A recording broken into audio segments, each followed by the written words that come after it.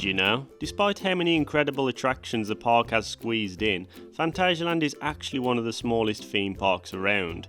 The park alone has an area of about 28 hectares. To put this into comparison, Walt Disney World in Florida occupies over 12,140 hectares, making the resort over 433 times bigger than Phantasialand Park. You're watching ScrewyLoops, and this is Did You Know Phantasialand featuring CoasterBot. Fantastic! Did you know Taron is currently the world's fastest Intamin Blitz coaster, reaching a maximum speed of 72.7 miles per hour, 117 kilometers per hour.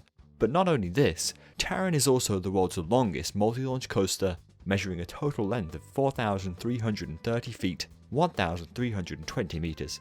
Taron is based within a heavily themed area of the park called Klugheim. If you look carefully around Klugheim, you'll find sculptures of dragons crafted to the sides of rooftops. In many cultures, the dragons are typically carved onto the rooftops as a means for them to watch over and protect the people. Dragons are also a running theme throughout Phantasialand, also being their park mascots. Like Alton Towers, Phantasialand has many restrictions when it comes to adding rides. Their new additions must be hidden out of sight from the residents living nearby. Plus, they have to be extremely careful about the noise of their rides. This is one of the main reasons why Klugheim is designed the way it is, with its distinguishable mountain-like rockwork and deep valleys. The expansion of the park led to quite some controversy. A local residents' opposition group by the name of 50,000 Trees were actively campaigning against the construction of Klugheim. They even put up banners and posters up within nearby car parks celebrating their 10th anniversary. Needless to say, many members of the new coalition at the time supported the project, addressing that it would safeguard jobs and the park's future. The track on Taron overlaps itself a grand total of 116 times, more than any other roller coaster in the world today. On top of this, it also interacts with another ride within the area, Raik, which is currently the world's fastest Vekoma family boomerang coaster. Both Taron and Raik opened in June of 2016 as part of the new land, Klugheim. Hiding behind Raik is River Quest, a very unique river rapids ride built by FEMA in 2002. Back in May 2001, a fire broke out destroying two rides, Grand Canyon Barn and Barn. Because of this destruction, it opened a large space for Phantasialand to work on a new attraction. This attraction would become River Quest. To conserve space, River Quest uses an elevator system to bring the boats up to their highest point, 72 feet, 22 meters above the ground. It held the record for the largest drop on a rafting ride, measuring 36 feet, 11 meters, for a total of 16 years. It wasn't until recently in 2018 when the record was beaten. Intamin's Infinity Falls opened at SeaWorld Orlando, boasting a 40-foot, 12-meter drop, snatching the record from River Quest. Originally, the final descent was designed to contain a seesaw-style element where the weight of the boat tilted the platform, leading it to eventually slide into the splashdown. Unfortunately, due to technical issues, this was never made operational. Despite its dark, almost medieval style theme, the entrance to River Quest is actually located within the Chinatown section of Phantasialand. This area consists of, you've guessed it, an incredible array of Chinese architecture. So much that in 1981, this area was home to the largest collection of Chinese buildings outside of Asia itself. This area of the park is also home to the madhouse attraction called Fengju Palace. Interestingly, the swing on this one is roughly 4,000 kilograms heavier than other madhouses due to fire prevention measures. Not only that, this area also contains one of the park's hotels, Ling Bao. This hotel is actually considered to be the largest Chinese building outside of China. The name Ling Bao also means sacred jewel in Chinese culture. Did you know the park's Intamin flume ride, Chiapas, opened in April of 2014, containing the world's steepest drop on a log flume?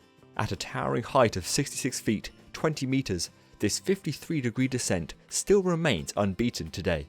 The epic soundtrack to Chiapas was composed by Andreas and Sebastian Kubler of Imascore and features the 65-person Budapest Film Orchestra.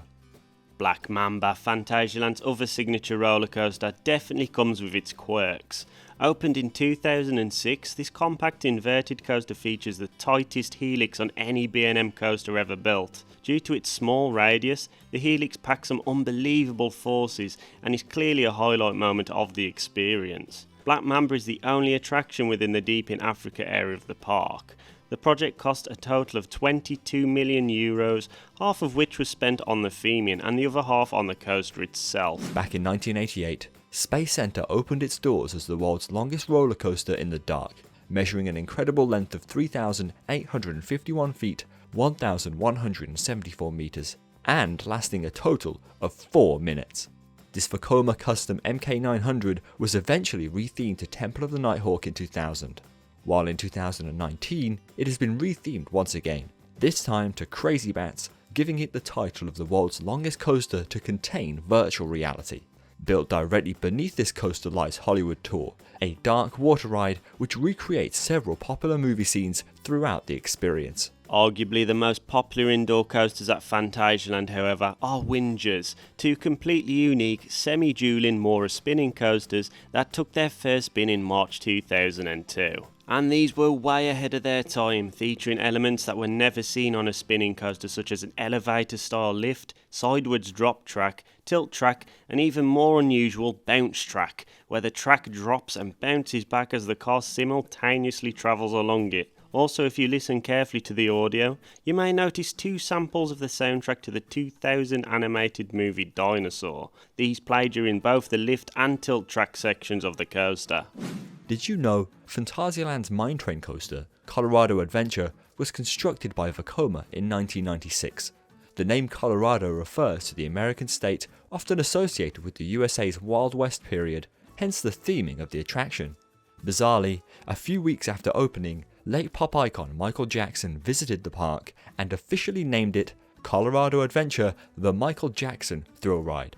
It remained this until 2013. Colorado Adventure features multiple dark ride segments and tunnels, but did you know that many of these were added later into its life cycle? Due to noise complaints from local residents, the park decided to add extra noise barriers to the tunnel sections, as well as add more tunnels to the overall layout, thus giving it that unique and exciting mix of dark ride and outdoor segments. This wasn't the only thing that changed. Up until 2011, Colorado Adventure used to feature a Smoky Mountain theming element. This was replaced by a new children's attraction called Tikal. Tucked away towards the back of the park is Mystery Castle, an enclosed 203-foot, 62-meter Intamin ballistic drop tower that opened in 1998. Mystery Castle is partly a walkthrough attraction, often featuring scare actors, and partly a bungee tower style attraction in the dark. The ride cycle varies throughout the day, so it's recommended to ride more than once.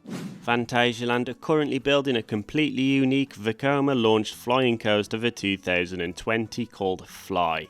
Upon opening, F.L.Y will be the longest flying coaster in the world, taking the record from Flying Dinosaur in Universal Studios Japan, which is 3,687 feet. It will be the first flying coaster to feature launches, and has a really unusual style of train which honestly I have no idea what it's meant to do. But if this footage says anything, we'll be in for a few surprises. In fact, there is so much to say about F.L.Y, I reckon it deserves its own video. So if you want to see an in-depth analysis on F.L.Y, then make sure to let me know in the comments below.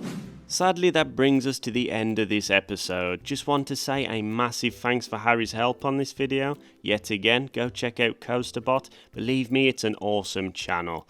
Chris, you're way too kind, man. If you enjoyed this video, then please hit that like button. For more content like this, then smash that subscribe button and make sure to give the bell a flick to keep all up to date. Top left is the latest video.